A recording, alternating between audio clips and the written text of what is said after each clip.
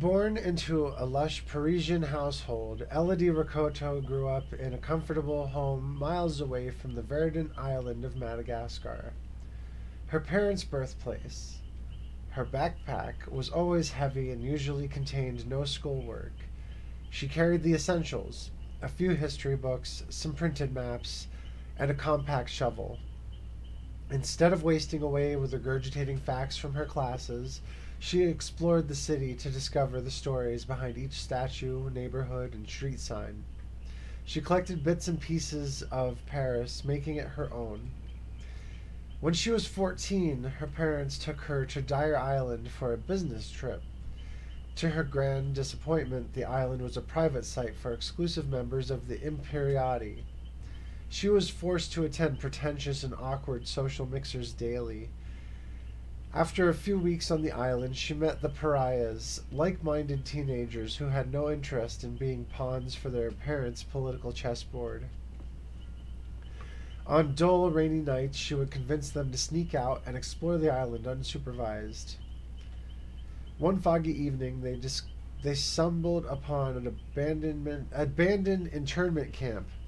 Felix, one of the pariahs, didn't want to go in, but Elodie insisted. Instead, they found a strange underground laboratory in ruins.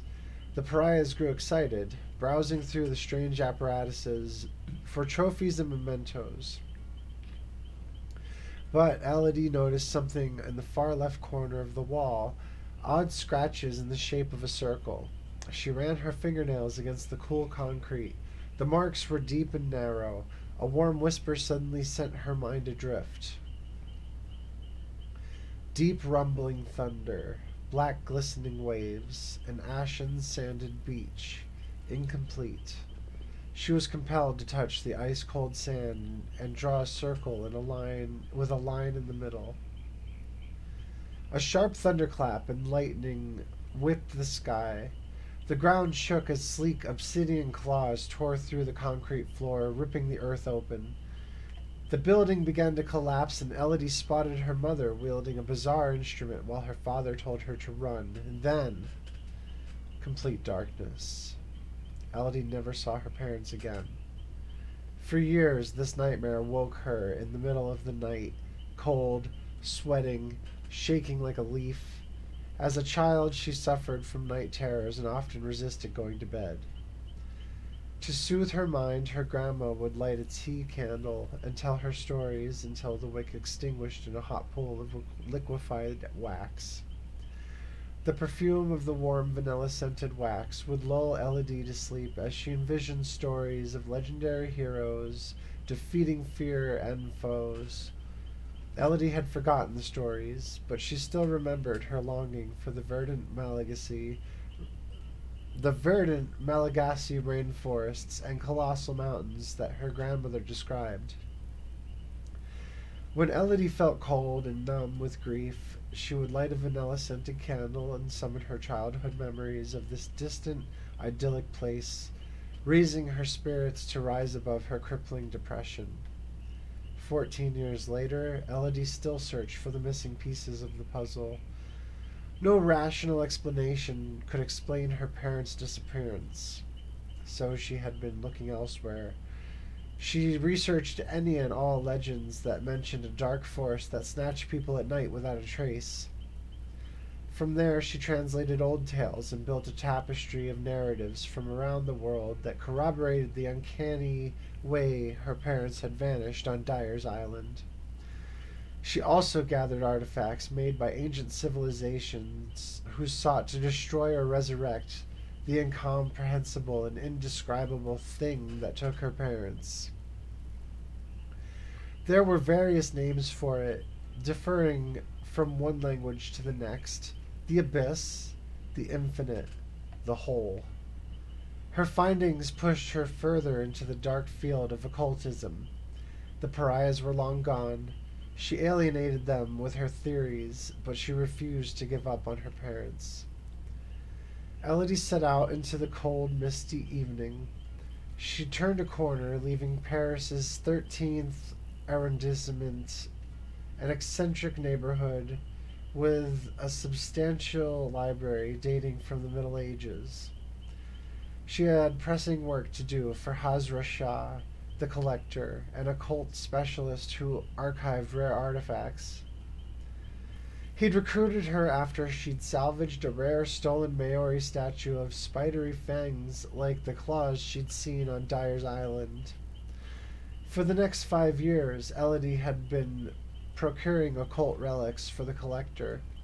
In exchange, he provided large sums of money, equipment, and precise information about obscure manuscripts. Just as the collector requested, she had secured the annals of a witch trial convicting a mother birthing conjoined twins in the 17th century. According to legend, an occult incantation was engraved on a set of skulls, all of which the collector possessed except one, the witch's skull. There were no traces of where the skull was now, but Elodie had found a newspaper article dating back to the same year, mentioning that most remains had been relocated to the catacombs to avoid a pandemic. Elodie was acting on a hunch. Breaking into the catacombs to retrieve a lost skull involved certain risks, but no more than the previous work she'd done for the collector. With a flashlight, she followed the ancient layout of the catacombs and spotted a collapsed wall. A few large stones blocked the way in. She grabbed her portable XRF analyzer and scanned the materials of the wall. Working for the collector had its perks. The brick mortar had been poorly mixed, showing high traces of sand. The whole thing was brittle, and the ground was moist from the damp evening air. This was her way in. The journey beneath was long and treacherous. The air was heavy and moldy. She gasped when her keychain flashlight hit an endless wall of bleached white skulls. Something cracked behind her. She spun around and collided headfirst with a baseball bat. Pain exploded in her skull and darkness filled her view. When she came to, a man was carrying her over his shoulder, venturing deeper inside the catacombs. He was wearing a dark robe, the black veil. She'd managed to elude them until now. Ruthless and lethal, they went by many names. She figured out that they ultimately all worked for the same group, a ring of occult fanatics rumored to perform human sacrifices for what they called the Old One. They had to get out of here fast. Elodie spotted a loose skull on the wall, grabbed it, and smashed it on her assaulter's head. Stunned, the man lost his balance, and Elodie hit the ground, running. As she turned a corner, she suddenly felt a sharp pain to her side. She looked down and saw a large blade planted there. Shocked, she removed the knife, and warm blood spurted out. Her heartbeat rang in her ears as her vision blurred. She fell to her knees, summoning all her strength. She drew a circle on the ground with a shaking, blood-red finger and traced a line in the middle. An opaque heaviness fell over her shoulders. A familiar scent of vanilla, spiked fruits, and lychee nuts coated the air. Thin tropical rain drizzled down leafy vines. Warmth. Madagascar. A ghostly cry erupted from the thick foliage. Elodie looked up, and the vines turned into hissing snakes. The soft canopy soil suddenly turned ashen and collapsed under her feet. She sank into something dense and cold that swallowed her like quicksand. She screamed before being smothered by the abyss, the infinite, the whole. She found what she had been searching for.